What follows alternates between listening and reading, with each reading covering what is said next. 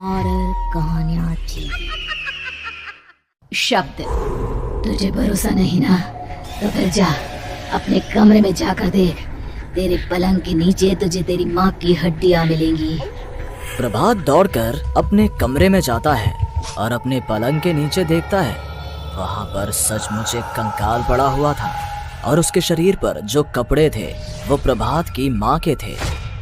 क्या बात है, आज तो आप सुबह से ही बहुत बिजी हैं। ऐसा क्या लिख रहे हैं? बस एक फैमिली की कहानी लिख रहा था। जैसे हमारी फैमिली है ना, तुम, माँ और मैं, लेकिन थोड़े अलग तरीके से, क्योंकि ये कहानी हॉरर है और इसमें जो आदमी है ना, मैंने उसकी बीवी को मार दिया है। मतलब कहानी में ऐसा लिखा है। और जानती हो, उसके बाद जो बीवी है ना, वो एक बुरी आत्मा बन जाती है।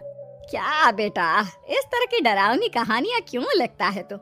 जानता है ना, हम जो सोचते हैं, जो लिखते हैं, हमारा दिमाग पूरा दिन वैसा ही होता रहता है।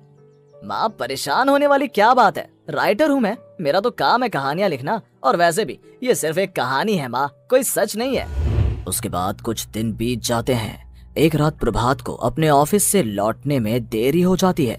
रात के लगभग 12 बजे हुए थे।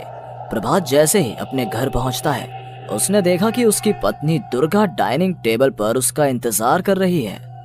आ गए आप? कब से आपका इंतजार कर रही थी। देखिए ना, खाना भी ठंडा हो गया है। अरे दुर्गा, आज तुमने अपने इतने लंबे लंबे बालों को खोलकर क्यों रखा है? तुम तो हमेशा अपने बाल बांध कर रखती हो। वो क्या है ना प्रभात, जब इंसान अपनी जिंदगी से मुक्त हो जाता है ना, तो उसे दूसरे सारे बंधन खोल देने चाहिए। इसलिए मैंने अपने बालों के बंधन भी खोल दिए। ये तुम किस तरह की बातें कर रही हो? तुम ठीक तो हो? मैं बिल्कुल ठीक हूँ प्रभात। अच्छा चलो खाना खाओ। वो क्या है ना दुर्गा, मुझे भूख नहीं है। ऑफिस में कुछ खा लिया था। कोई बात नहीं, मैं तुम्हारे लिए एप्पल काट देती हूँ, एप्पल खा लो। नहीं दुर्गा, मुझे नहीं खाना है, मेरा मन नहीं है यार। तभी अचानक से दुर्गा अपने हाथ में एक बड़ा सा चाकू लेकर प्रभात पर हमला कर देती है। प्रभात अपने आप को बचाने की कोशिश करता है। आज मैं तुझे नहीं छोड़ूंगी, तुझे अपने साथ लेकर जाऊंगी अपनी दुनिया में। ये क्या बोल रही हो तुम? तुम्हारा दिमाग खराब हो गया है। आखिर तुम हो कौन? दुर्गा अपनी गर्दन टेढ़ी करते हुए बोलती है। मैं दुर्गा हूँ, तुम्हारी पत्नी। ध्यान से देखो मेरी आंखों में। प्रभात बुरी तरह से डर जाता है और घबराहट में वो चाकू अपनी पत्नी के पेट में मार देता है। उसकी पत्नी की वहीं के वहीं मौत हो जाती है और उसकी चीख की आवाज सुनकर उर्मिला दौड़ते हुए बाहर आती है। ये तूने क्या किया प्रभात? तुमने अपनी पत्नी का खून कर दिया। लेकिन तू तो उसे बहुत प्यार करता था बेटा। तूने बहू को क्यों मार डाला? माँ, ये आपकी बहू नहीं थी, इसके अंदर कोई बुरी आत्मा घुसाई थी। मैं नहीं जानता ये सब कैसे हो गया, लेकिन वो मुझ पर हमला कर रही थी, मुझे मारने की कोशिश कर रही थी। माँ, मैंने कुछ नहीं किया। ये तूने क्या कर दिया बेटा? दुर्गा ने मुझे कहा था कि वो तेरी कहानी के उस कैरेक्टर की तरह एक्टिंग करके तुझे डराने की कोशिश करेगी। अरे वो तो तेरे साथ मजाक कर रही थी। हे भगवान, ये क्या हो गया? इसका मतलब दुर्गा। लेकिन माँ, मैंने जो कहानी लिखी थी उसमें भी ऐसा ही हुआ था। उस औरत ने अपने पति के साथ मजाक किया और गलती से उसके पति ने उसके पेट में चाकू मार दिया। मेरी कहानी सच कैसे हो सकती है? माँ, मुझे बहुत डर लग रहा है। अब ये सोच, दुर्गा की लाश का क्या करें हम? अगर गलती से भी ये बात बाहर फैल गई ना, तो तुझे पूरी जिंदगी जेल की सलाखों के पीछे रहना पड़ेगा। एक काम करते हैं माँ, हम घर के पीछे वाले बगीचे में उसकी लाश को दबा देते हैं। अगर कोई पूछेगा तो कह देंगे कि उर्मिला अपने मायके गई और फिर एक दिन हम भी अचानक यहाँ से कहीं दूर चले जाएंगे। कोई नहीं आएगा हमें पूछने, कोई नहीं आएगा माँ, बाद में जो होगा हम देख लेंगे। प्रभात अपनी माँ उर्मिला की मदद से दुर्गा की लाश को अपने घर के बगीचे में गाड़ देता है। कुछ दिन तो ऐसे ही बीत जाते हैं, लेकिन एक दिन अचानक रसोई से आ रही कुछ आवाजें सुनकर प्रभात की नींद खुलती है।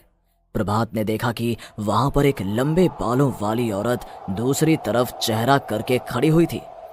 कौन है? कौन है वहां पर? अरे कौन हो तुम? मैं दुर्गा हूँ प्रभात। क्या हुआ? मुझसे इस तरह के सवाल क्यों कर रहे हो तुम? तुम दुर्गा नहीं हो सकती। दुर्गा तो... प्रभात, मैं तुम्हारी पत्नी हूँ, तुम मुझे कैसे भूल सकते हो? 4 दिन के लिए मायके क्या चली गई? तुम तो मुझे भूल ही गए। अब अगली बार ना मैं कहीं नहीं जाऊंगी। पता चला तुमने तो मुझे पहचानने से ही इनकार कर दिया। नहीं, तुम दुर्गा नहीं हो सकती। तुम दुर्गा हो ही नहीं सकती। मैं जानता हूँ ये सब क्या हो रहा है। मैंने अपनी कहानी में लिखा था कि उस आदमी की पत्नी की मौत के बाद एक बुरी आत्मा उसका रूप लेकर उसके घर में आ जाती है।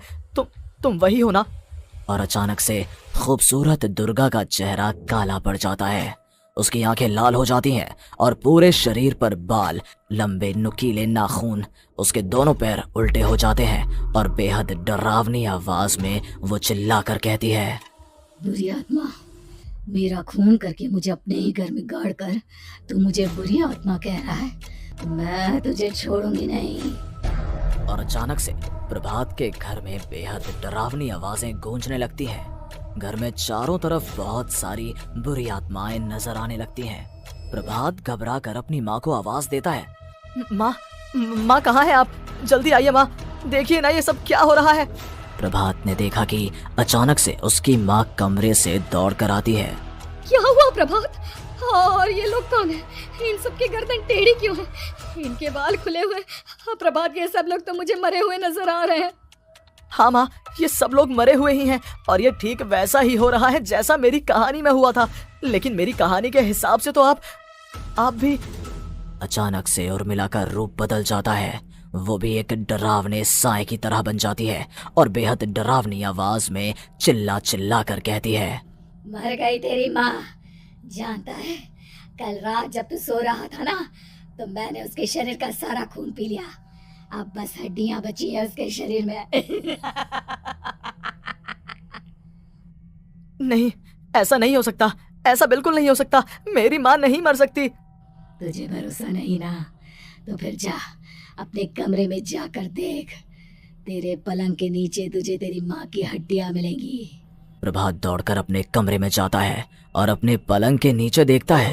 वहां पर सचमुच एक कंकाल पड़ा हुआ था और उसके शरीर पर जो कपड़े थे वो प्रभात की माँ के थे। माँ, अब मुझे कुछ करना पड़ेगा। लेकिन मेरी कहानी में लिखा था कि माँ की मौत मेरे हाथों से होगी, पर माँ तो पहले ही मर चुकी है और वो बुरी आत्मा मुझे भी मार देगी। नहीं, इससे पहले कि वो मुझे कुछ करे, मुझे उसका काम खत्म करना होगा। प्रभात अपने हाथ में बड़ा सा चाकू लेकर उस बुरी आत्मा पर हमला कर देता है जिसने प्रभात की माँ का रूप लिया हुआ था। और अगले ही पल वो नीचे गिर जाती है और उसके शरीर से खून बहने लगता है। ऐसा नहीं हो सकता, एक बुरी आत्मा के शरीर में तो खून होता ही नहीं है। तो क्या सच में मैंने अपनी माँ को मार दिया? लेकिन अभी कुछ देर पहले तो फिर वो कंकाल किसका है? और ये कौन है? मैं पागल हो जाऊंगा। और अपनी माँ की लाश, इसका मैं क्या करूं? लोग पूछेंगे तो मैं क्या जवाब दूंगा? तभी वहां पर दुर्गा का रूप लेकर जो आत्मा थी उसने प्रभात से कहा, गाड़ दे अपनी माँ को ले जाकर उसी जगह जहाँ तूने मेरा खून करके मुझे गाड़ दिया था। चला जा। घबराया हुआ प्रभात पागलों की तरह अपनी माँ की लाश को लेकर बगीचे में गाड़ देता है। प्रभात की हालत पागलों जैसी हो जाती है। वो अपने आप को अपने घर में बंद कर लेता है। कहानी के हिसाब से तो आगे ये हुआ था कि कहानी लिखने वाले ने उन बुरी आत्माओं से डरकर आत्महत्या कर ली थी। तो क्या मैं भी मर जाऊंगा? क्या मैं भी आत्महत्या कर लूंगा? एक काम करता हूँ, मैं अपनी कहानी का अंत बदल देता हूँ। हाँ, ये मैंने पहले क्यों नहीं सोचा। मैं लिख दूंगा कि कहानी को लिखने वाला आत्महत्या नहीं करता, बल्कि कहीं दूर जाकर नए सिरे से अपनी जिंदगी शुरू करता है। यही सोचकर प्रभात ने अपनी लिखी हुई कहानी को बाहर निकाला और उसे पढ़ना शुरू किया। ये देखकर वो हैरान रह गया कि कहानी का क्लाइमैक्स तो किसी ने पहले ही बदल दिया था। ये क्या? इसमें तो लिखा हुआ है कि आखिर में उस लेखक की पत्नी और माँ दोनों बगीचे में जिंदा दफन थे। बुरी आत्माओं ने उनको कैद करके रखा था और वो लेखक अपनी माँ और पत्नी दोनों को जिंदा बाहर निकाल लेता है। लेकिन ये सब लिख किसने दिया? प्रभात दौड़कर बगीचे में जाता है और वहां पर खुदाई करना शुरू कर देता है। प्रभात देखता है कि वहां पर लकड़ी के 2 बड़े संदूक हैं और उनके अंदर से आवाजें आ रही हैं। प्रभात बचा लो मुझे। अगर थोड़ी देर और हो गई तो वो मुझे छोड़ेगी नहीं। बेटा देखो, मैं इस बक्से के अंदर बंद हूँ। प्लीज मुझे बाहर निकालो। वो बुरी आत्मा किसी भी वक्त मुझे मार डालेगी। प्रभात वो दोनों बक्से बाहर निकालता है और अपनी पत्नी और माँ दोनों को आजाद करवा लेता है। लेकिन तभी वहां पर अचानक से एक बेहद डरावनी और खौफनाक दिखने वाली औरत आ जाती है। तुझे क्या लगा था इतनी आसानी से अपनी पत्नी और माँ को बचा लेगा? बस 5 मिनट और उसके बाद अमावस का चांद आसमान में आने ही वाला है। लेकिन तूने इन दोनों को बाहर निकाल लिया, अब तुझे मरना होगा। नहीं, मैं जानता हूँ मैं नहीं मरूंगा, और अब आगे क्या करना है ये भी मुझे पता है। प्रभात ये बहुत खतरनाक है, हमें मार डालेगी प्रभात, चलो यहाँ से। नहीं दुर्गा, अब मुझे अच्छी तरह से पता चल चुका है कि इस बुरी आत्मा से हम कैसे पीछा छुड़वा सकते हैं। और इतना कहकर प्रभात अपने हाथ में पकड़ी हुई सिंदूर की थैली उस बुरी आत्मा के ऊपर उछाल देता है। कुछ ही देर में वो जमीन पर गिरकर राख में बदल जाती है। ये सब क्या हो रहा था बेटा? ये सब तुम्हारी लिखी हुई इस कहानी की वजह से हुआ है ना? नहीं माँ, पहले मुझे भी ऐसा ही लगा, लेकिन बाद में पता चला कि बरसों पहले हमारे इस बगीचे की जमीन के अंदर किसी को जिंदा गाड़ दिया गया था, और बस उसी औरत की आत्मा हमें परेशान कर रही थी। उसी ने मेरे शब्दों में जान डालकर उस कहानी को जिंदा कर दिया था। मुझे माफ कर दो प्रभात, मैंने आपकी कहानी के साथ छेड़छाड़ की थी और उसे बदल दिया था।